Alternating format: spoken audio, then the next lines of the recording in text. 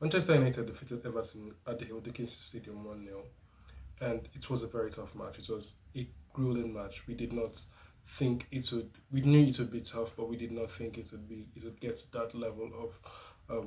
It was boring. It was grueling. It was a hard fought victory.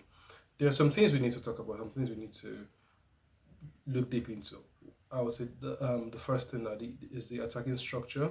Then we'll go to the tactical setup and all the missed chances in the game because we think we have this assumption that the game did not have any real open clear cut chances, but I'm here to tell you that we had a lot of chances in the game. We will talk about Sesko's impact and Carrick's tactical flexibility, and we'll check out United's defensive structure during the game. United set up in a 4-2-3-1, but in game we saw it become a 4-2-4 with Bruno joining the attack. In the first half, the front four were fluid in their positioning, moving wherever space opened up. In this attack, Bruno and Ahmad switched positions, with Cunha, Mbomo and Ahmad pulling the Everton players to one side of the pitch. This frees up Bruno to receive the pass from Euro, with Dallo making a run from behind. What we now get is an unmarked Bruno with four runners. He passes to Cunha, who gives it back to open space in the middle for a cross to Mbomo. With space behind Ahmad and in front of Dallo and Cunha, where we ended up with two shots on goal in this sequence. We see the same pattern with Dallo, this time where he should have put it across the face of goal for Mbomo, but instead he attempts to run with it and the chance dies. Here is the Mbomo shot that went wide, where after receiving the ball from Dallo, he should have held it and then passed it into the part of Dallo, creating a much better opportunity.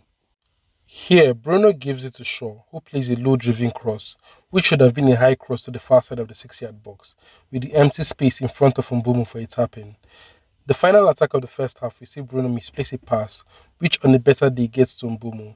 The missed chances continued in the second half with a cross from Maino to Mbomo that went over the goal due to the pressure from Pickford.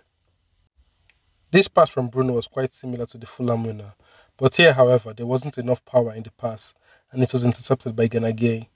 Then there was the cross from Casa to Dallo that should have been a cut back into Bruno, but he miskicked it into the path of Michael Keane. And it was at this point Carrick decided to change the attacking structure by introducing Benjamin Sesko. When Sesko came on, we moved from a 4-4-2 high press to a 4-4-2 mid to low block, with the primary goal being to sit back and give Everton the ball, and then counter using Sesko and Brian as our primary outlets. Immediately, we see the effects of this change, with this chance where Cunha slipped. You can see Umbumo running into the space to give him another option. For the match winner, we can see Umbumo just ahead of the D starting his own run. Sesko bounces the ball to Shaw, who gives it to Cunha. You can notice Brian is no longer in frame and the beginning of the foot race between Sesko and Tarkowski as Cunha launches the ball. Brian gets the ball, slows it down for reinforcement, and delivers the perfect weighted pass for Benjamin. The entire sequence took 13 seconds from the bounce pass to the goal, and as Carey called it, the perfect counter-attacking goal. We had the same chance again in the 92nd minute, this time from a Bruno cross to Dallo, who lays it off to Sesko, who makes the mistake of attempting to round the keeper but fails. So within 25 minutes of Sesko coming on and the formation change, United had the three best opportunities to win the game and for Benjamin to get a hat-trick. Now let's talk about the United defence. Everton pressed in the 4-4-2 with Barry and Armstrong on the two centre backs. They used Euro as the pressing trigger, which prevented him from being an option in build-up.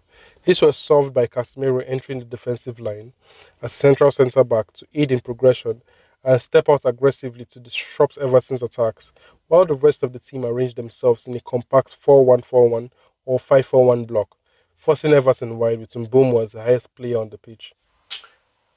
Also, talking about the Everton corners, man, just look at this. It's horrible. The state of the Premier League is, and when it comes to corner kicks and set pieces now, it's just horrible. We all know who to blame, but this should stop. This should stop. We should not be having to deal with this anymore. This should just stop.